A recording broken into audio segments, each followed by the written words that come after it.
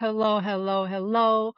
Welcome to the Neurospiritual Awakening podcast with Dr. Val. I am, in fact, your host, and as you could tell, this is a solo episode. In my last episode, the wonderful guest Anita Toy had suggested that according to my human design, I should be doing lots more solo episodes. So, you know what? I'm coachable, so I've taken that coaching on, and here we are. And also, you can notice that I'm trying something different, as in the background. Okay. I hope you enjoy it as much as I do, but new spot. Let's see what happens.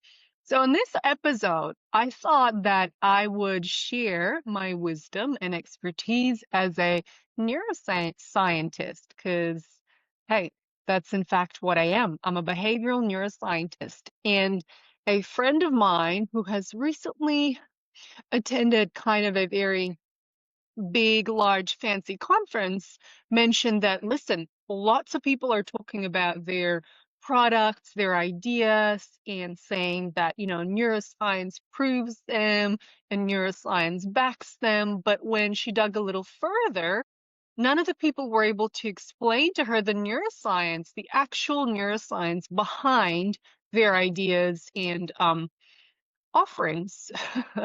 Now, that's okay. That's okay. All right. But ultimately, when you're talking neuroscience, I would hope that you have some idea of neuroscience. And if you don't, you should talk to a neuroscientist, someone like myself. Okay.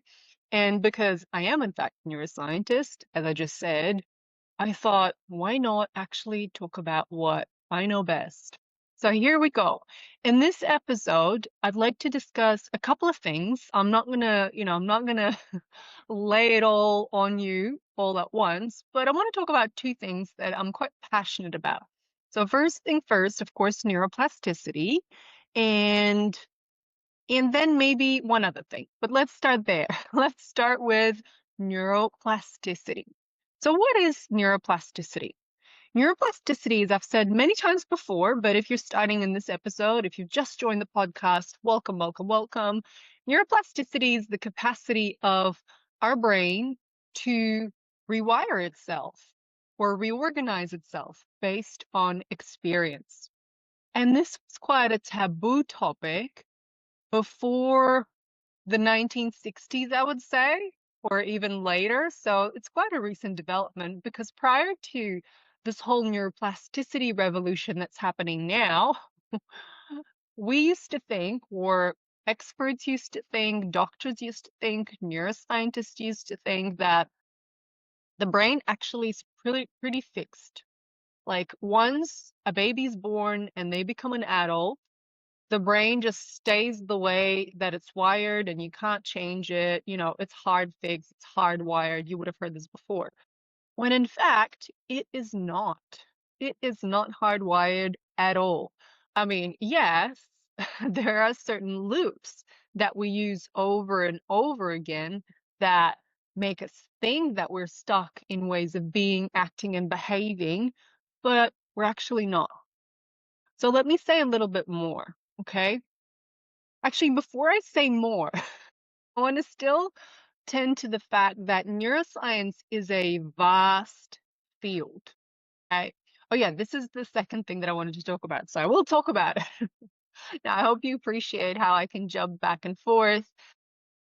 If you're into numerology, human design, all those practices, I'm a manifesting generator, meaning I can do like 50,000 things at once.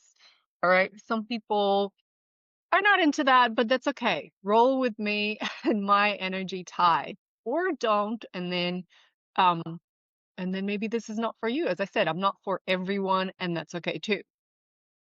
So with neuroscience, it is a vast field of expertise. There's all kinds of neuroscientists. I'm a behavioral neuroscientist. There's people that work only on the spinal cord. They specialize in neurodegeneration, okay, and maybe a particular topic within neurodegeneration. Maybe they study Parkinson's disease, okay? I actually used to be a neuroscientist that studies Parkinson's disease, but that's in the past now. But that's one branch, yeah?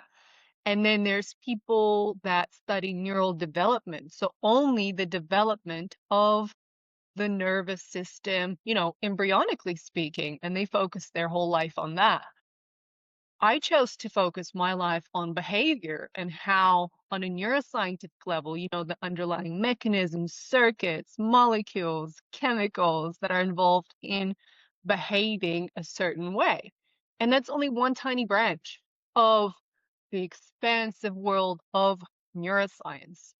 And if you're a neuroscientist, you know this, but if you're not, if you haven't done a PhD in neuroscience, you basically would be astounded that I used to go to conferences and listen to senior lecturers and neuroscientists talk for an hour about 30 years worth of their research on whatever topic or whatever branch.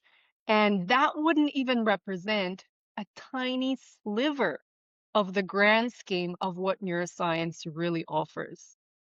So I hope that gives you a sense of how expansive it is, all there is to know, all there is to examine, to be fascinated by, but also has you be a little bit skeptical of people who do not know much about neuroscience and throw that word around like they do. Okay? And if you are one of those people, you should definitely talk to me so that we can ensure that what you are saying actually is neuroscientifically backed. In fact, that is why I created this whole business, is to bring the neuroscience out of the lab to the people to validate whatever it is that you want through the lens of neuroscience. Okay, now back to neuroplasticity. So neuroplasticity, you see how we did that? We just jump back to neuroplasticity. But that is how I roll, and you will get used to it, I am sure. So neuroplasticity, the capacity of our brain to rewire itself based on experience. It can happen, or at least it is known to happen, due to three things. One of those things is neurogenesis, okay? The birth of new neurons, literally the genesis of new neurons, which of course happens in utero, embryonically speaking, and for babies, kids, and young adults, all right? So those people grow new neurons all the time. That is part of their brain development, and it is a kind or a subtype of neuroplasticity. Because if you think about it, of course, you're born into this world and you know nothing of it. All right. You came from other realms, you got birthed into the 3D reality, and now you've got to learn all these things. I mean, you've heard this before, but babies don't even know that they're a baby up until maybe they're 18 months old. Okay. They cannot separate themselves from the mom or from the world around them, even. All right. So they need lots of neuroplasticity to actually get with the 3D reality that we live in, whether you like it, whether they like it or not. Okay, so that's one type. Now, the second type of neuroplasticity happens in response to injury. Let's say you've had a stroke, or maybe you have had a blow to the head, okay? And basically, a part of your brain could be a small part, a large part, but it's now damaged and no longer available for use. So the brain, what it does, it actually creates new pathways to work around the damaged area so that you can maintain your viable status, or you can actually exist in this reality as a somewhat normal human being. Now that takes time. Of course, stroke patients don't just, get up and recover in 1 second. It does take time. Neuroplasticity is not a one thing phenomenon. And as I go along, I'll debunk some myths. So let's jump around again. If you've ever heard someone say it takes, 40 days or 23 days or 70 days, however many days to create a new neural pathway or a new habit, that's not true. Neuroplasticity takes time, and how long it takes time is dependent on the person. So it's very unique to you. That's why you see some people learn things super quick, other people not so quick, all right? It's an individual phenomenon. There's not a one size fits all model. Sorry to debunk this myth if you're really hoping that it was valid. It is not. But then again, that's what I'm here for, to debunk things that are not neuroscientifically sound. All right. So if you've had a stroke, your brain has to rewire itself. And that is why, in fact, you do see progress. Over time with certain exercises, physio, and again, depending on the individual, people do recover because the brain is this amazing, amazing machine.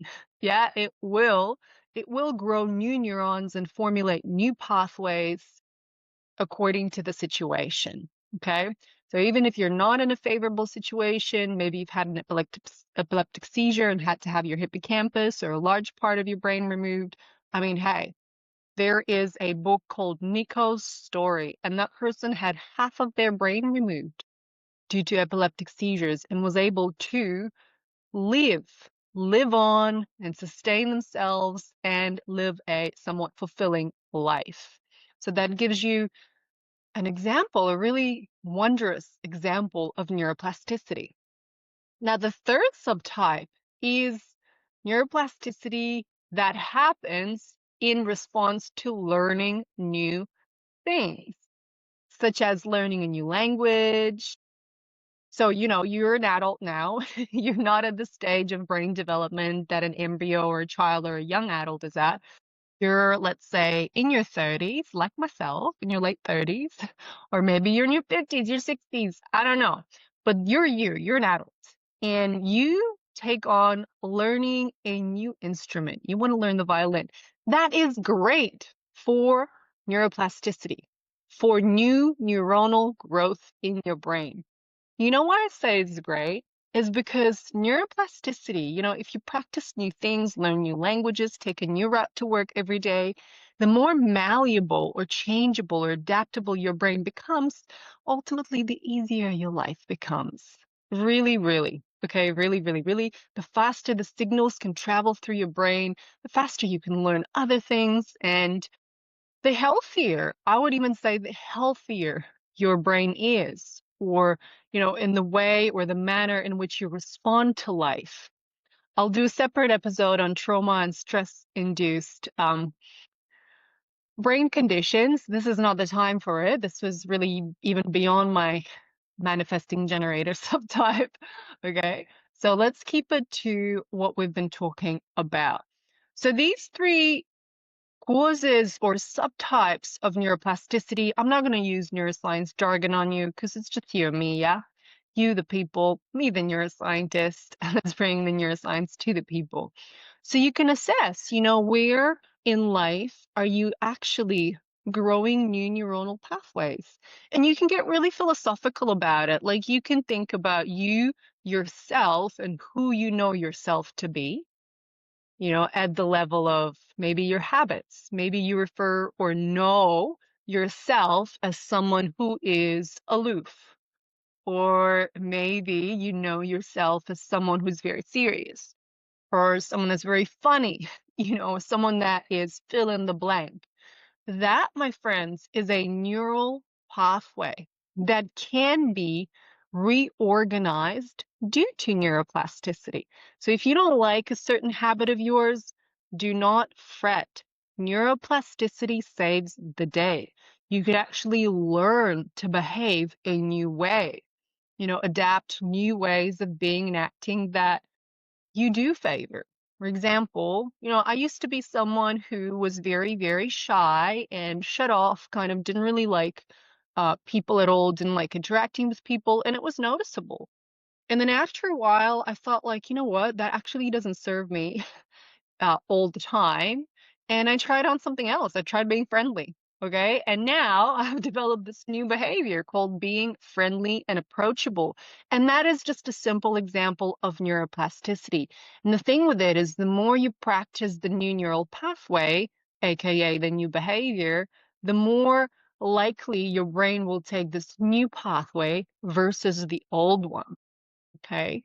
Now, the old pathway underlying the old behavior that, the unfriendly, aloof, shy person, nothing wrong with her, but hey, I want to be more unfriendly and approachable. So the old behavior, the less I use it, the less likely that neural pathway will be chosen by my brain.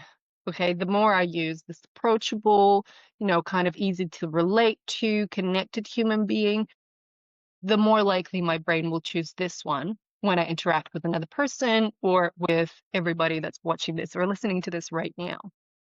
Hopefully, you can identify some behaviors in your life that you're not that into, and then practice new ones that are favorable to you or that you want to mold your brain and your life into. And as I said, neuroplasticity does take practice. It is like going to the gym, but for your brain. The more you exercise this new neural pathway, the more likely the brain will choose it over an old, unfavorable one.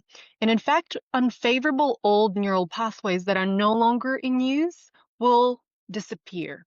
And what I mean by that, again, not going into the nitty-gritty details, but those neural pathways will shrink away and ultimately disappear so that they're not even available for your brain use going forward. Now, what else do I want to say? I think that's pretty much it. I think that's pretty much it for this episode. This was a short dose of neuroscience brought to you by yours only, Dr. Val. Now, if you're into this, don't forget to share this episode with someone in your life. Subscribe, like, and if you'd like to work with me, either one-on-one to decipher, unveil, look at some topic of your interest through the lens of neuroscience, please contact me via my website, drvalraitova.com. Or if you're interested in doing the neuroplasticity and epigenetics course, you should definitely get in touch with me via my website. I'll pop the details down below. But for now, thank you so much for engaging in this conversation, and I cannot wait to talk to you again. Until next time.